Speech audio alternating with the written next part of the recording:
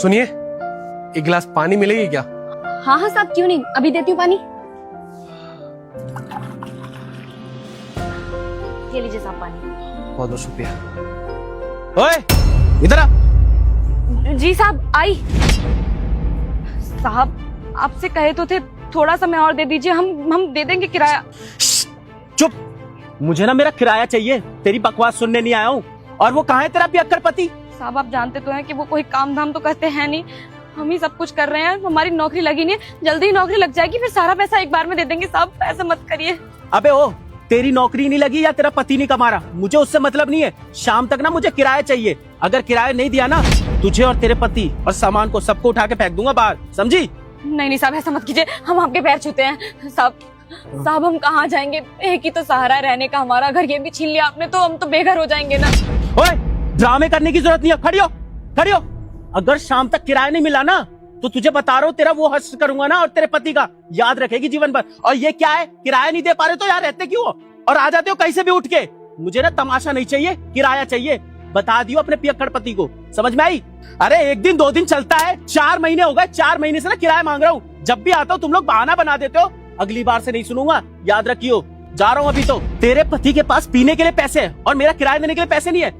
अगर शाम तक किराया नहीं दिया ना, मुझे बहुत अच्छे से आता है वसूल करना। शाम को वसूल करके जाऊंगा अच्छे से, समझ में आई बात? साहब हमारे घर में बहुत दिक्कतें चल रही हैं, हमारे खेत में आग लग गई तो वहाँ से भी एक पैसा नहीं मिला, और रही बात हमारी गायों की तो इन्होंने दूध देना बंद कर दिया है।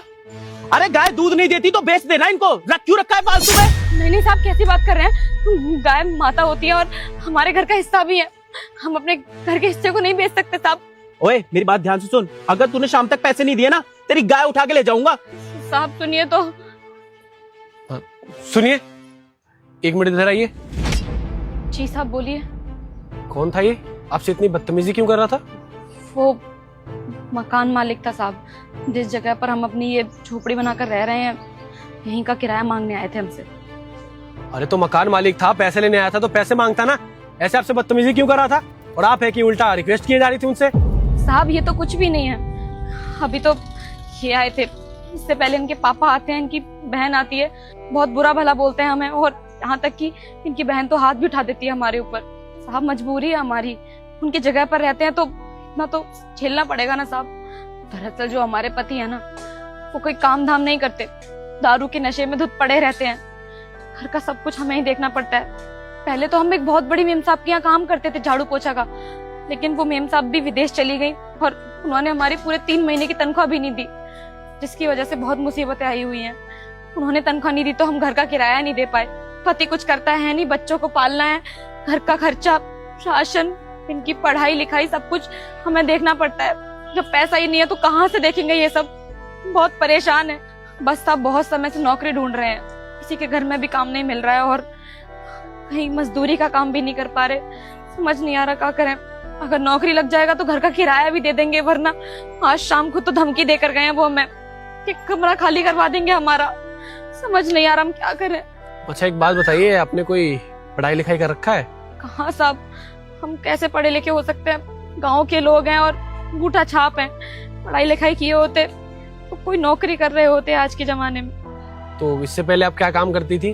पहले साहब बताया था ना, वो एक बड़ी मेम साहब थी, उनके घर में काम करते थे, वो भी विदेश चली गई, तनख्वाह भी नहीं दी हमारी उन्होंने। देखिए अगर मैं आपको कोई काम दूं तो करेंगे आप? हाँ हाँ साहब क्यों नहीं, बिल्कुल करेंगे काम।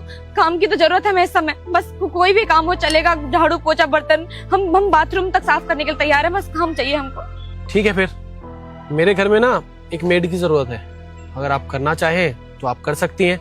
ये जो पीछे आप कंस्ट्रक्शन साइट देख रही है ना, यहीं पे काम करता हूँ मैं, और उसी के पीछे घर है मेरा।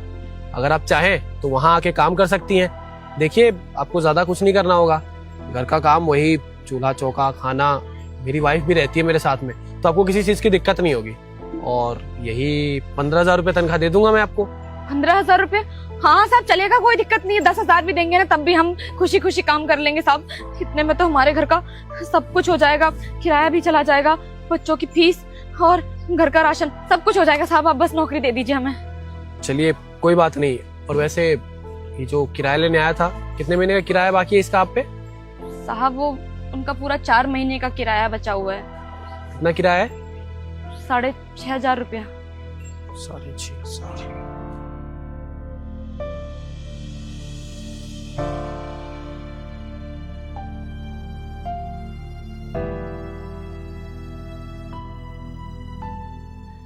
ये लीजिए, ये पूरे 30,000 रुपए हैं।